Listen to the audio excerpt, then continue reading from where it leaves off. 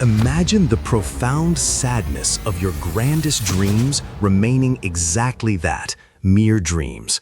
Consider the deep regret of looking back and realizing that unique opportunities, inherent abilities, and valuable resources, true gifts, were never fully embraced. It's a powerful grace to possess potential, yet what if, looking back, with no possibility of change, one realizes great things could have been achieved, but remained only as aspirations? Now, one might declare, everything was given, every effort made, yet certain things remained unachieved. And here lies a critical point. Sometimes, even when giving everything, what is sought isn't obtained.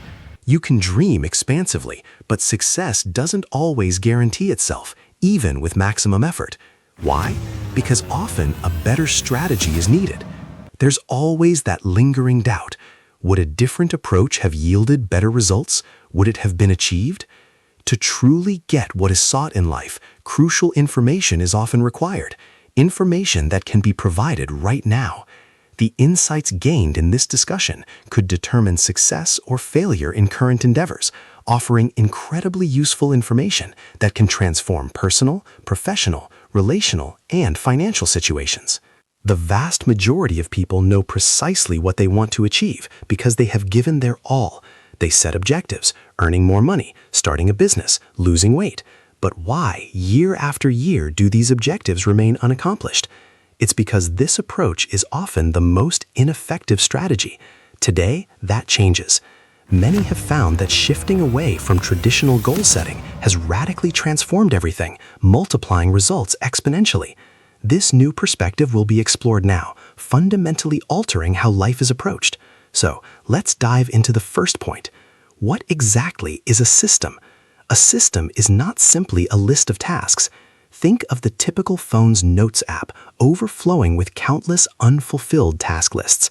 Pages of objectives, things to buy, things not to forget, the goal for 2025, and so many others that gather dust because they are never revisited. That is not a system. It is a collection of ineffective, unused intentions. What is a system then? A system is a repeatable structure, a set of processes, united like the links of a chain, that guides you step by step toward a concrete result. It functions without needing daily exertion or willpower. A system is the architecture of identity. It's not about desiring to achieve something. It's about becoming the person who achieves it and then acting as that person. This is what a system enables, the automation of actions without relying on motivation.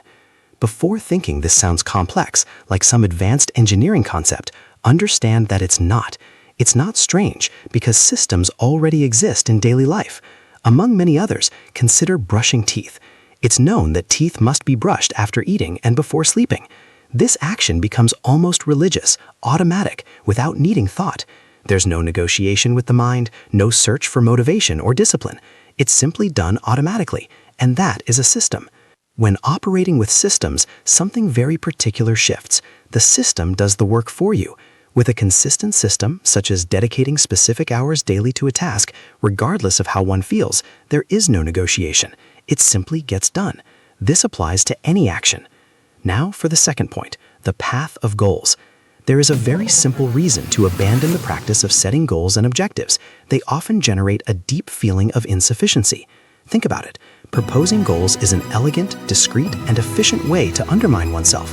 One spends every day thinking, this needs to be achieved, but there isn't enough time, or enough skill, or enough energy. It's a fast track to feeling overwhelmed, anxious, and stressed. It's a psychological trap.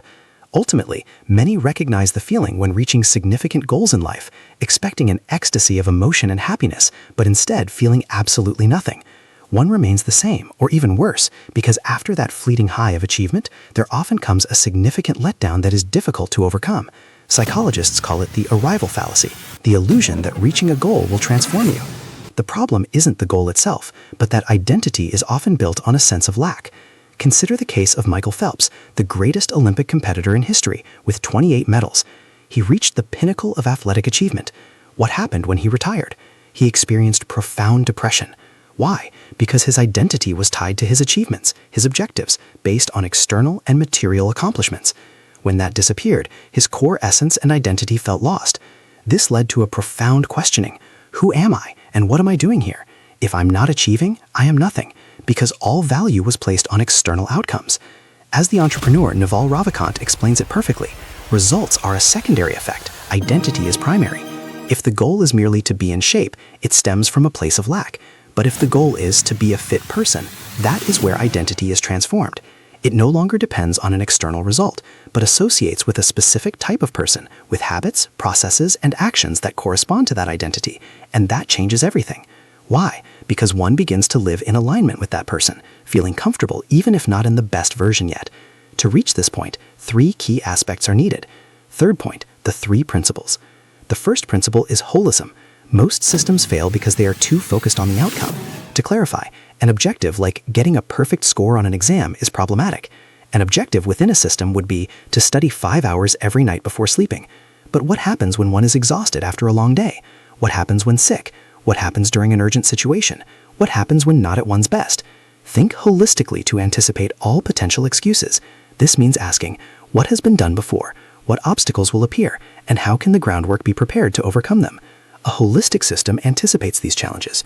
The second principle is repeatability. A system can never depend on how one feels or on external circumstances. It must work regardless of whether one is tired or full of vitality, motivated or desperate, sad or depressed. It must always work. The most interesting aspect is that when this principle of repeatability is embraced, with each repetition, the effort required decreases. For example, waking up at 6 a.m., making the bed, drinking water, and working for 90 minutes before checking the phone. These are microsystems that can be repeated daily. Think of small daily routines many adopt, perhaps tackling less preferred tasks first to enjoy the rest of the day, or ensuring obligations are met before leisure time. These are unconscious systems that provide a sense of accomplishment, whether it's improving one's approach or achieving better results. The third principle, however, is being saved for later. It's key and crucial, and the time isn't quite right for it yet. Before reaching this highly important third principle, let's move to the next point. Fourth point, design a system for yourself.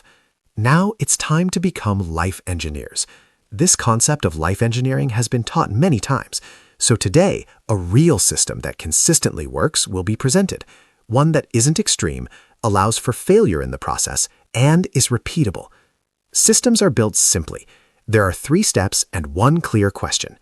Repeat, 3 steps and 1 clear question that constantly needs to be asked. Is this system taking me where I want to go without depending on willpower? Let's see how to start creating a system.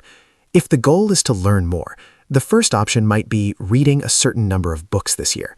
As discussed, that approach is often ineffective.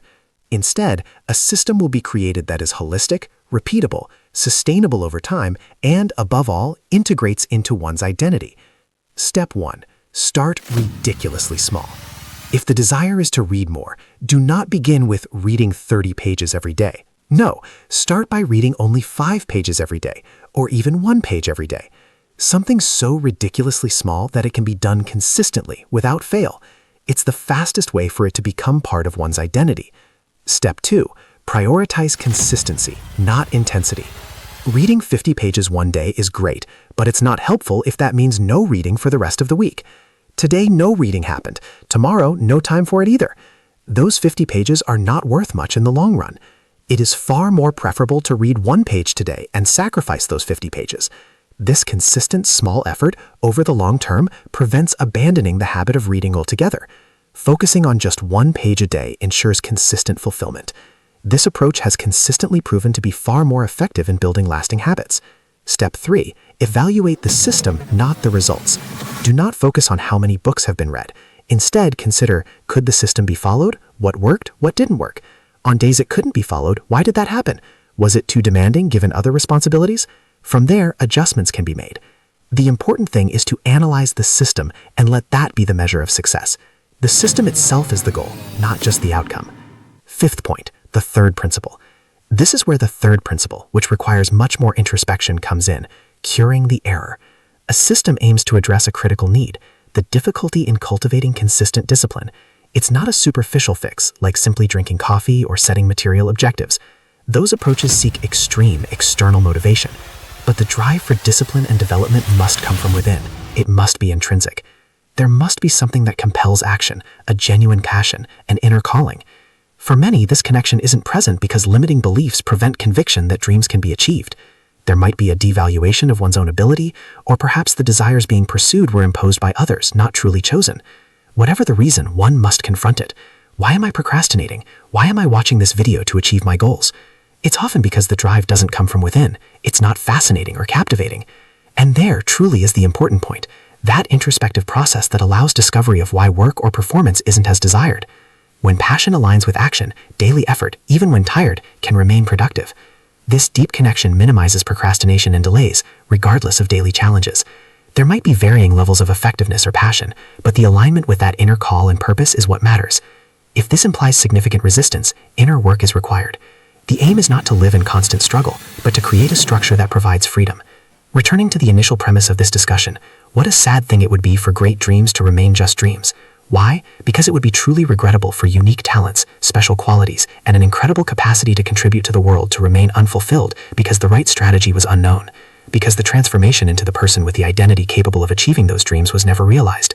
A system guides one towards that transformation, to an ideal identity, capable of living the life sought. An objective by itself can often be a form of self-destruction and lead to feelings of inadequacy. Therefore, this perspective is essential. A system goes far beyond simple productivity. It is the ideal way to become the person capable of living the life desired. If this video resonated, please leave a comment with systems that have worked for you, inspiring everyone. Share this video with 3 people who could benefit from a new approach to progress. Subscribe to the channel and give a like. These small, free gestures provide immense support to continue creating valuable content. Thank you for watching, and see you in the next video.